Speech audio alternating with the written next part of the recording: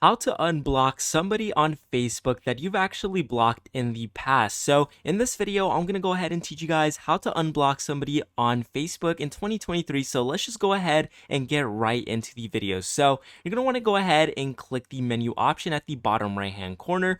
And once you're actually here, you should get greeted with all these resources. Go ahead and make your way down to the settings and privacy option and untab it. Now you should get about 4 options here. Now go ahead and click the settings option. Once you're actually here, make your way all the way down until you guys head over to the audience and visibility section. Now, you should get a few options here as well, but the second to last option should be the blocking option. Now, just go ahead and click on that. Now, here you actually see all of the people that you are currently blocking. Now, here there will actually be, an unblock button. So basically, I have no one blocked right now, but if I did, I would actually have the option to actually unblock them right here. So basically, you're just going to want to go ahead and click that unblock button, and then you'll be able to actually go ahead and unblock that person. So it's very easy to do, guys. It's very simple. And with that being said, if you haven't already, leave a like, subscribe if you found this video helpful, and I'll go ahead and see you guys next time.